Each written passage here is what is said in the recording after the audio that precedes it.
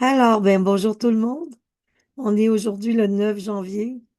Dans l'énergie, c'est le septembre, le mois de septembre, la période à la fin du mois des récoltes, de l'amour, de la terre qui nous offre tout ce que nous avons produit durant l'été. Alors, nous cueillons en septembre l'amour que la terre nous donne. C'est pour cette raison qu'aujourd'hui, le thème, c'est sur l'ouverture du cœur. Alors, j'espère que ça va vous plaire. Et comme vous voyez, j'ai toujours la petite voix écorchée.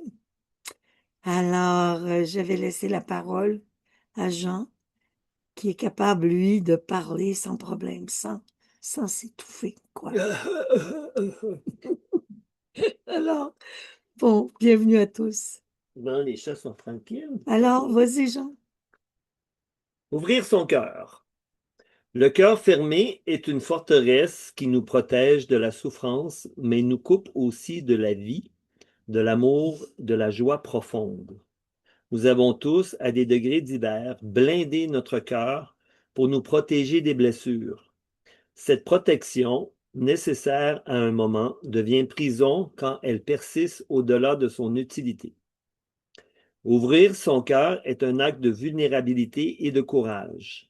C'est accepter de ressentir pleinement la joie comme la peine, l'amour comme le chagrin. C'est comprendre que la sensibilité n'est pas faiblesse, mais force, que l'ouverture n'est pas naïveté, mais maturité spirituelle. Un cœur ouvert peut contenir tous les paradoxes de l'existence sans se briser. Cette ouverture commence souvent par un pardon. Pardon à ceux qui nous ont blessés. Pardon à nous-mêmes pour nos erreurs, nos manquements, nos faiblesses. Le pardon ne justifie pas l'injustifiable. Il nous libère du poids du ressentiment.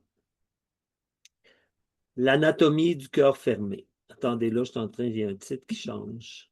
En passant, pendant les fêtes, j'avais faire cours à un spécialiste de clown thérapeutique. Et il m'a donné un angle par rapport à la vulnérabilité que j'ai trouvé hyper intéressant parce que quand on est jeune, souvent vulnérabilité est synonyme quoi ça? Humiliation. Oui. Alors là, ça m'a fait réfléchir. J'ai fait, oh wow, ça c'est une clé pour la vie parce que on se ferme. On se dit, ah, je ne peux pas être vulnérable, je vais me faire humilier. Mais c'est pas le cas quand on est adulte, mais on a ces réflexes-là d'enfance. Et je vais développer de quoi là-dessus. Je vous en reparlerai si jamais ça vous intéresse. L'anatomie du cœur fermé. La fermeture du cœur ne se produit pas d'un coup. C'est un processus progressif, souvent invisible. Chaque blessure non guérie ajoute une couche de protection. Cette fermeture se manifeste de multiples façons. Le retrait émotionnel, la difficulté à ressentir profondément, l'engourdissement, la sensation d'être spectateur de sa propre vie. Les joies deviennent ternes, les peines deviennent diffuses, tout semble se passer derrière une vitre.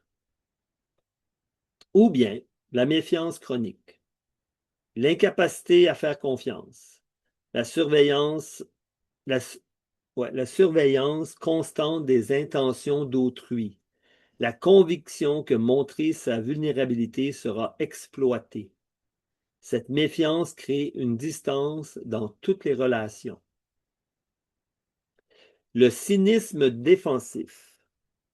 Cette attitude qui dévalorise systématiquement l'amour, la bonté, la générosité. L'amour ne dure jamais. Les gens ne pensent qu'à eux. Ce cynisme protège contre la déception, mais coupe aussi de l'émerveillement. Excusez-moi, je déparle ce matin.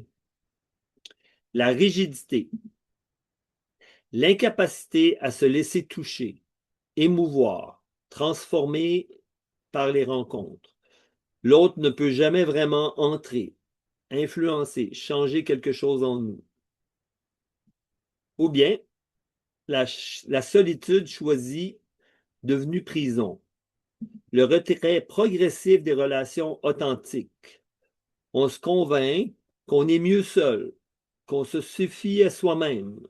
Mais derrière cette indépendance se cache souvent une immense soif de connexion réprimée. Comprendre les racines. Personne ne ferme son cœur par caprice. La fermeture est toujours une réponse à la douleur, une stratégie de survie. L'enfant qui a vécu un abandon, physique ou émotionnel, apprend que l'attachement mène à la souffrance. Il décide inconsciemment, je ne m'attacherai plus jamais vraiment, ainsi je ne pourrai plus être abandonné. Cette décision, prise par un enfant qui souffre, peut gouverner toute une vie d'adulte. Là, il y a toute une section enfant, là. Veux-tu parler pour qu'on respire un peu le texte, René? Ou je continue? Ben, c'est tellement important. Je sais que c'est répétitif, mais j'ai connu trop de monde, moi, qui vivent seuls et qui décident de vivre seuls et qui ne veulent surtout pas rencontrer qui que ce soit et qui s'isolent dans leur tour d'ivoire en se disant qu'ils avaient tout parce qu'ils ont été tellement blessés par multiples attitudes de rejet qu'aujourd'hui, ils se protègent de cette manière. Alors, c'est pour cette raison que j'ai décidé d'en parler. L'ouverture du cœur nous ouvre à l'autre. Nous ne devons pas avoir peur de l'engagement. Et combien de monde aussi j'ai vu dans mon bureau passer et qui me disait, je l'aime, mais il ne veut pas s'engager. Puis quand je regardais pour quelle raison il ne voulait pas s'engager ou que je recevais l'autre, il m'expliquait à quel point il s'était senti blessé à plusieurs reprises dans sa vie en se faisant abandonner. Alors, c'est important de guérir nos souffrances et de ne plus vivre notre vie en fonction du passé. Et c'est pour cette raison que l'exercice que je vous ai fait faire en début d'année, la lettre à brûler, là, ça aussi, ça en fait partie. Vous pouvez écrire tout ce que vous souhaitez voir disparaître cette année dans nos comportements, attitudes qui ne correspondent plus à aujourd'hui, ce que vous êtes devenu. Voilà, continue. L'enfant qui a vécu un abandon, pardon, ça je l'ai déjà dit. L'enfant dont l'amour a été conditionnel. Je t'aime quand tu es sage, quand tu réussis. Apprend que l'amour doit se mériter. Adulte, il restera dans une quête perpétuelle de validation, sans jamais vraiment recevoir l'amour offert quand il ne croit pas le mériter. L'enfant trahi par ceux qu'il y avait en qui... oh, pardon, excusez-moi, je suis en train de sauter un mot. Je lis trop vite. Ferré, Oui, on est vendredi matin. les bégayes. Bah. L'enfant trahi par ceux en qui il avait confiance développe une méfiance profonde.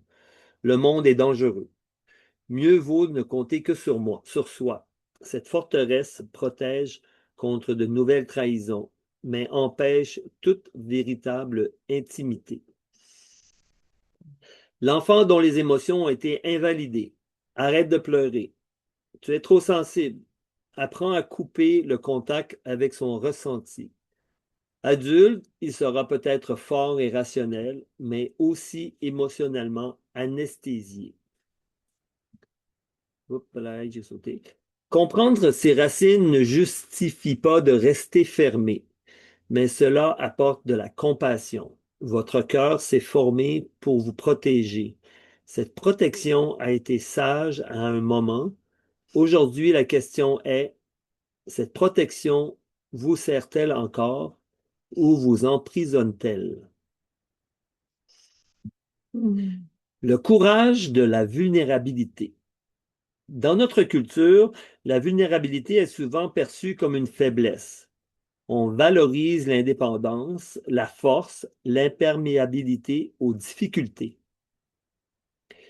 Pourtant, la vraie force réside dans la capacité à être vulnérable.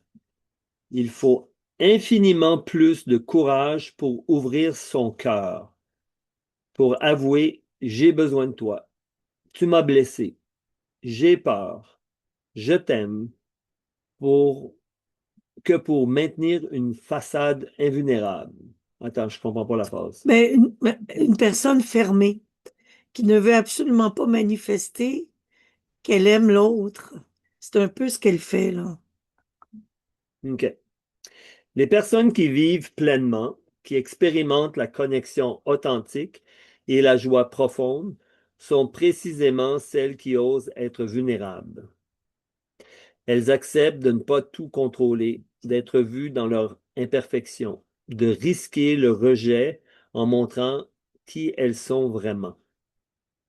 La vulnérabilité n'est pas s'effondrer émotionnellement sur n'importe qui ou s'exposer imprudemment à des personnes malveillantes. La vraie vulnérabilité est un choix conscient et courageux de s'ouvrir malgré le risque, de montrer son authenticité malgré la possibilité du jugement, d'aimer malgré la possibilité de la perte. Quand vous osez être vulnérable, vous donnez aussi la permission aux autres de l'être. Votre ouverture crée un espace sécuritaire où l'authenticité devient possible. Un cœur ouvert n'est pas un cœur naïf. Il existe une confusion entre ouverture du cœur et naïveté. Ouvrir son cœur ne signifie pas faire confiance aveuglement, accepter tous les comportements, ignorer les signaux d'alarme. Ce n'est pas de l'ouverture, c'est de l'imprudence. Un cœur véritablement ouvert possède aussi du discernement. Il peut sentir quand une personne est digne de confiance et quand elle ne l'est pas. Il peut poser des limites claires et saines sans se refermer. Il peut dire non avec fermeté tout en restant dans l'amour. Il peut reconnaître la toxicité et s'en protéger sans devenir cynique. L'ouverture du cœur mature ressemble davantage à un jardin qu'à un terrain vague. Un jardin a des limites, une clôture qui définit son espace. Mais à l'intérieur de ces limites, tout peut s'épanouir librement. C'est beau ça. Être vrai. C'est une belle image. Être vrai, ne pas avoir peur, ne pas avoir d'inquiétude, être authentique, quoi. Vous pouvez avoir un cœur ouvert et quand même mettre fin à une relation toxique. Vous pouvez avoir un cœur ouvert et quand même refuser qu'on vous traite mal. Excusez. L'ouverture n'exclut pas la sagesse, elle la complète. Le pardon, clé de l'ouverture. Le ressentiment est l'un des verrouillages les plus puissants du cœur. Tant que nous portons de la rancune, de l'amertume envers ceux qui nous ont blessés, notre cœur reste contracté. Le pardon n'est pas justifier ce qui a été fait ou excuser le comportement ou oublier ce qui s'est passé ou bien se remettre en danger avec la même personne ou bien nier la souffrance causée. Le pardon est libérer votre cœur du poids du ressentiment. Cessez de donner à celui qui vous a blessé le pouvoir de continuer à vous faire souffrir. Reconnaître que vous méritez de ne plus porter cette charge. Choisir votre paix intérieure plutôt que votre désir de vengeance. Le pardon est d'abord un cadeau que vous vous faites à vous-même. Ce n'est même pas nécessairement quelque chose que vous communiquez à l'autre personne. Se pardonner à soi-même est aussi crucial. Nous portons tous des regrets, des erreurs dont nous avons honte. Ces autocondamnations ferment notre cœur tout autant. Vos erreurs font partie de votre humanité. Elles ne vous définissent pas. Vous avez fait du mieux que vous pouviez avec la conscience que vous aviez à ce moment-là. L'important n'est pas la perfection, mais l'apprentissage, la croissance, la transformation. Se pardonner passe par l'acceptation de votre imperfection. Vous n'êtes pas parfait et vous ne le serez jamais. Cette acceptation de votre humanité imparfaite libère le cœur d'une exigence impossible. On ne doit pas être parfait, on doit être vrai. Vrai, tout simplement authentique. Oh mon Dieu, il en reste beaucoup. Toujours travailler sur notre authenticité. OK, on va rentrer dans l'exercice. Ne pas avoir peur de proposer. Ne pas avoir peur des réponses qu'on nous offre suite à une proposition. Avoir le courage de supporter que l'autre peut ne pas être intéressé à une proposition qu'on fait. Il n'y en a pas de problème. Avoir la force de l'accepter, la souplesse de poursuivre notre existence, malgré ces réactions qui peuvent nous incommoder ou nous faire peur, aller au-delà de nos peurs et accepter tout simplement la réponse de l'autre tout en ayant la force de pouvoir le vivre. Voilà. Alors continue, chérie. Méditation d'ouverture du cœur. Asseyez-vous confortablement et fermez les yeux. Placez votre main droite sur votre cœur et prenez quelques respirations profondes. Commencez par reconnaître avec tendresse les façons dont votre cœur s'est fermé, sans jugement. Remarquez simplement. Mon cœur a construit des protections, il l'a fait pour me garder en sécurité. Maintenant, à chaque inspiration, imaginez que vous respirez directement dans votre cœur, l'emplissant de lumière douce et chaude. À chaque inspiration, sentez les armures autour de votre cœur se desserrer légèrement. Visualisez votre cœur comme un bouton de rose. Lentement, pétale par pétale, il s'ouvre. Pas brutalement, mais doucement, à son propre rythme. Accompagnez ce mouvement d'ouverture avec votre respiration et votre intention. Répétez intérieurement, je suis prêt à ouvrir mon cœur. Je suis prêt à ressentir pleinement. Je suis prêt à aimer sans retenue. Je suis assez fort pour être vulnérable. Je suis assez courageux pour laisser entrer la vie. Si des résistances, des peurs ou des tristesses émergent, accueillez-les avec compassion. Elles font partie du processus. Continuez à respirer dans votre cœur en permettant à tout ce qui doit être libéré de se libérer. Maintenant, pensez à quelqu'un envers qui vous portez du ressentiment. Sans forcer, sans vous obliger, voyez si vous pouvez simplement observer cette blessure avec tendresse. Respirez dans la douleur. À chaque expiration, imaginez que vous relâchez un petit peu de cette charge. Dites silencieusement, je choisis de te pardonner, non pour toi, mais pour ma propre libération. Je te libère et je me libère. Maintenant, tournez cette compassion vers vous-même. Pensez à quelque chose pour lequel vous vous jugez, vous vous condamnez. Respirez dans cette autocritique. À chaque expiration, relâchez un peu de cette sévérité envers vous-même. Dites silencieusement, je me pardonne, j'ai fait du mieux que je pouvais, je suis humain et imparfait. Je mérite ma propre compassion. Terminez en plaçant vos deux mains sur votre cœur et en lui disant, merci pour ta protection, je t'honore. Et maintenant, ensemble, nous allons nous ouvrir à la vie avec sagesse et courage. Prenez quelques respirations profondes et quand vous êtes prêt, ouvrez doucement les yeux. Premier exercice. Alors, je vais vous parler un peu du pardon pour l'expérience que j'en ai fait. Des fois, on a affaire à des gens aussi autour de nous qui ont du mal à se pardonner eux-mêmes. Puis ça peut prendre du temps avant qu'on réalise que dans le fond, ils ne nous en veulent pas, ils ont du mal à se pardonner. Puis ça me fait penser à un exemple que j'ai vécu lorsque mon père nous a quittés. Lorsque mon père m'a quitté, je l'ai senti, comme vous le savez, pour moi, l'invisible est proche, hein.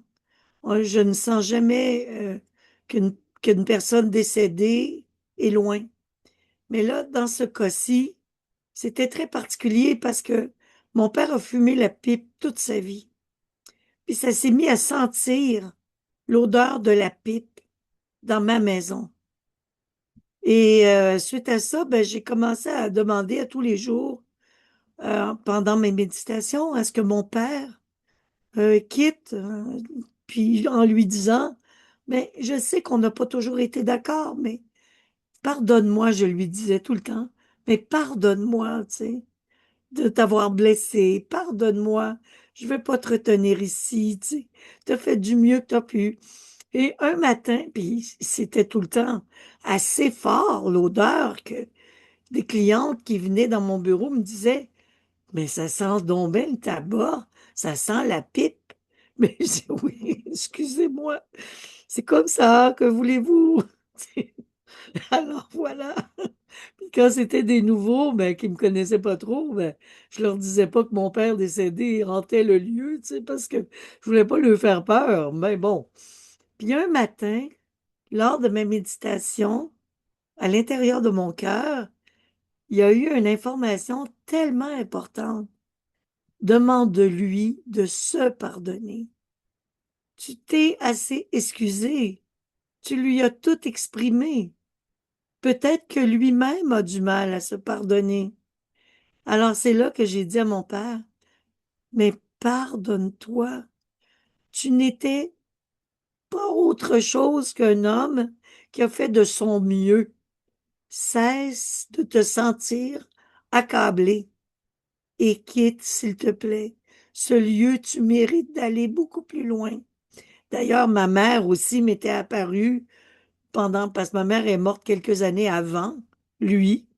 Elle m'est apparue pour me dire, mais René, fais quelque chose. Ton père est complètement perdu. Alors, alors, raison de plus pour... Je comprenais pas trop quand elle me disait ça parce que la manifestation de mon père n'était pas encore arrivée jusqu'à moi de cette manière-là, dans cette maison-là. Et c'est un peu plus tard que mon père, vraiment, j'ai commencé à comprendre la réflexion de ma mère. Et c'est à ce moment-là que mon père a pu se dégager tranquillement. Et l'hôtel que j'avais dressé pour l'aider, parce que oui, dans ce temps-là, je dresse un hôtel, j'allume un lampion, parce que pour moi, le lampion, la flamme, devient une porte d'entrée pour la personne qui a besoin de trouver le corridor de lumière. Alors, je le guidais, mon père, à l'intérieur de cette chandelle. Je lui disais, passe par l'ouverture de lumière que j'ai allumée pour toi. Et à un moment donné, ben, après cette information, après ce dialogue, ce dernier dialogue de pardon à lui-même, qu'il devait lui-même faire le travail de se pardonner, il est parti. Voilà. C'est une anecdote que je trouve Mais tu importante. l'avais aussi pardonné, puis il se pardonnait pas Moi, ça lui-même, faisait longtemps que parce que tu parlais de tu t'étais ben moi, je pardonné m'en toi. voulais beaucoup de. Moi, j'ai pas été un enfant facile, hein? Vraiment pas facile. Puis des fois, quand j'ai eu mes enfants, j'ai réalisé à quel point ça avait dû être extrêmement difficile pour mes parents parce que c'est comme si je vivais ma vie seule. J'étais, j'avais, j'avais comme pas aucune peur. Alors, je pouvais faire des choses que beaucoup d'enfants de 15, 16 ans, 13 ans ne faisaient pas. Alors, pour dire partir 3 mois en camping à 13 ans, là, faut le faire, tu sais. Sans le dire à personne, sans aviser ses amis, sans que ton frère le plus proche soit au courant. Alors, quand je repensais à ça plus tard, je me disais, mais je comprends pourquoi mes pauvres parents étaient désespérés. Ils étaient découragés, complètement découragés de mon comportement. Alors, ils en ont souffert, c'est sûr. Au- Autant que ma mère, à la fin de ses jours, avait un grand cœur pour moi, un cœur terriblement ouvert. Puis je me rappelle la dernière fois qu'on s'est vu au jour de l'an, elle m'a sauté dans les bras, puis elle m'a dit, ah, que je t'aime. Ah, que je t'aime. Et ça a été une guérison. Elle est morte 3 semaines plus tard, vous vous rendez compte? Elle me le disait avec tellement de force. J'ai été comme complètement transformée par cette accolade d'ouverture. Alors, c'est important de ne pas avoir peur d'ouvrir son cœur. Et ma mère, cette fois-là, avait décidé de le faire avant de mourir. Alors voilà, c'est des partages que je vous raconte pour que vous compreniez que nous vivons tous des fermetures de cœur, des difficultés, des climats de tension dans nos familles. Mais à un moment donné, c'est important, soit des larguer, des nettoyer, mais au moins de ne plus les porter, de ne plus de ne plus être accablé. Et si vous avez des communications à faire à des gens, ben faites-les. N'ayez pas peur de le faire. Soyez capable de dire à l'autre, je t'apprécie, j'aime bien ta présence, je t'aime. C'est important. Alors voilà. Alors, maintenant, trois pratiques qu'on peut faire dans le quotidien.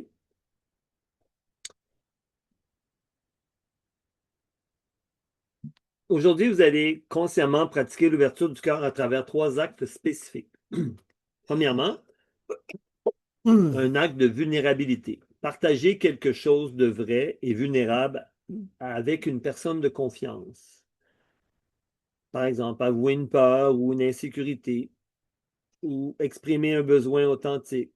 Dire je t'aime ou tu comptes beaucoup pour moi sans attendre que l'autre le dise d'abord.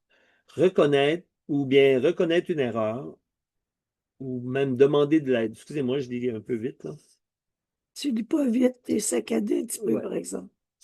L'important n'est pas l'ampleur, mais la qualité de vulnérabilité que vous acceptez d'incarner. Deuxièmement, un acte de gratitude. Exprimez votre gratitude sincère à quelqu'un, de vive voix si possible.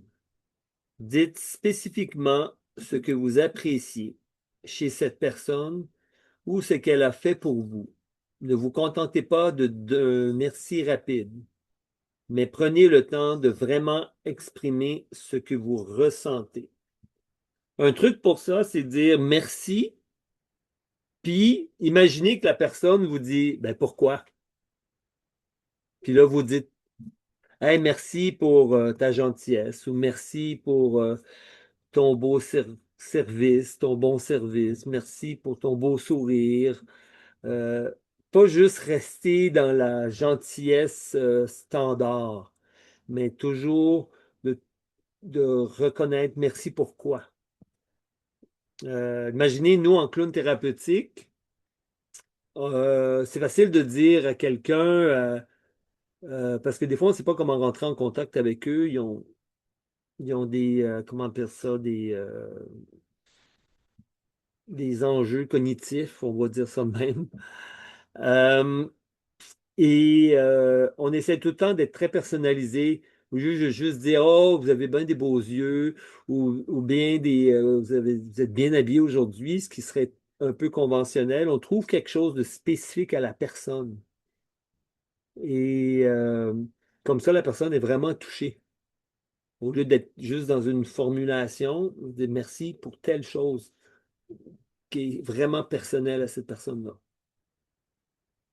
Troisièmement, un acte de gentillesse désintéressée. Faites quelque chose de gentil pour quelqu'un sans attendre quoi que ce soit en retour. Offrez votre aide, complimentez sincèrement, donnez votre temps ou attention pleinement. Observez comment votre cœur se sent avant, pendant et après ces actes d'ouverture. Là, c'est une autre idée, je pense. Intention de clôture. OK, excusez-moi. Ça, c'est un autre sujet. Il a fallu que je replace mon texte, mais j'ai fait un petit manque. J'espère qu'il ne fait pas trop de gaffe dans mon texte, hein. Ben non. Intention de clôture. Placez vos deux mains sur votre cœur, l'une sur l'autre, et respirez doucement. Répétez cette intention sacrée. Mon cœur est assez fort pour s'ouvrir. Mon cœur est assez vaste pour tout contenir. Je choisis de ressentir pleinement la joie comme la peine, l'amour comme le chagrin. Je ne me protège plus de la vie en me coupant de mes émotions. Je pardonne à ceux qui m'ont blessé, non pas pour eux, mais pour ma propre libération. Je me pardonne à moi-même pour toutes mes erreurs, reconnaissant que je suis humain et imparfait. Je m'ouvre à l'amour sans calcul, à la joie sans méfiance, à la vulnérabilité sans honte, sans honte. Mon cœur ouvert est mon plus grand courage, ma plus profonde sagesse, ma plus belle offrande au monde. Je suis vivant, je ressens, j'aime. Et laissez cette intention résonner dans votre cœur. Et voilà, j'ai fait ma job. Non, non, tu transfères en mettant les... Mais je le sais, je le sais, T'as pas fini. je le sais. OK, ça va pas tout rentrer, là. Faut que je l'envoie Oh non, en mais... plein de morceaux, là. Ah, tu fais pitié. Ben non, je fais pas pitié, je suis avec toi. T'es trop... Alors, voilà. Et si t'étais plus là, J'espère que vous comprenez l'idée et de boy. s'aimer, d'apprendre à aimer, d'apprendre à partager, d'apprendre à donner à l'autre, à notre voisin, à nos amis, aux personnes à qui on pense des fois avec sévérité. Essayez, si vous n'avez pas la personne capable d'être devant vous ou en relation avec vous, envoyez-lui de l'amour. Malgré tout, enveloppez-la d'amour à distance. Faites en fait un travail de réconciliation avec toutes les personnes que vous avez pu rencontrer dans votre vie qui ont pu vous blesser.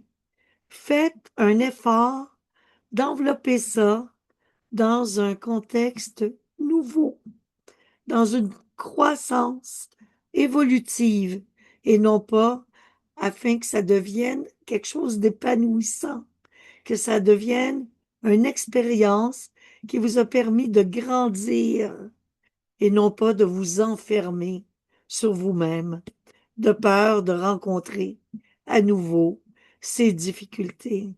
Ne vivez pas votre vie maintenant comme vous l'avez vécu à ces époques-là. C'est simple. Faut vraiment changer. Si j'étais restée comme je l'étais dans mon enfance, j'aurais eu peur de vous parler ce matin. Parce que moi, j'ai soulevé, je vous dirais, toute la communauté contre moi dans mon enfance. C'est simple. Ma famille au grand complet, mes oncles, mes tantes, tout le monde. Parce que c'était pas facile de comprendre René, qui vivait entre deux mondes, qui entendait des voix et qui disait tout le temps, mais la mort, ça n'existe pas. Que vous savez tout. Avoir peur de mourir, c'est pas dangereux.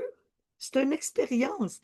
Écoutez, quand je disais à ma mère aussi, ben maman, arrête de pleurer parce qu'on écoutait des émissions dans le temps de Pâques où les martyrs se faisaient couper les mains puis tout ça. Tu sais, puis je lui disais, fais-toi sans pas, maman, mais j'avais 5, 6 ans. Ça fait pas mal longtemps. Mais elle dit, ma mère, elle voulait mourir, elle entendait ça, puis elle disait, mais de quoi tu parles? Voyons donc. Tu sais, elle était complètement découragée. Puis quand j'en parlais à mon père me disait, ben écoute, c'est normal qu'elle ait peur de tes propos. C'est pas évident. Tu sais, tu dis des choses, mais il disait pas ça comme ça, là. Mais aujourd'hui, je comprends maintenant que c'était ça qu'il voulait dire. Alors voilà, tu sais, on vit des situations tous, qui que nous soyons, par rapport à l'expérience que nous devons apporter sur la planète. Nous vivons tous des étapes qui sont importantes et qui ne sont pas toujours faciles. On est marginaux bien souvent ou différents. Puis il faut accepter cette différence. Puis il faut accepter que l'autre est différent. Puis avoir beaucoup d'amour, malgré tout, pour toutes ces différences, en fait. Je vis beaucoup d'expériences pendant mes 12 jours avec vous. J'en suis fière et contente. Puis je participe aussi à d'autres événements et j'aime beaucoup, beaucoup le travail. Et je me disais ce matin, c'est sûr que peut-être que vous ne vous sentez pas si concerné par cette ouverture de cœur, car vous l'avez déjà depuis longtemps. Mais c'est important qu'on en parle pareil. Alors, ben, je vous souhaite à tous une très, très belle journée et je vous dis à demain. Prenez soin de vous. Bye bye. Namaste.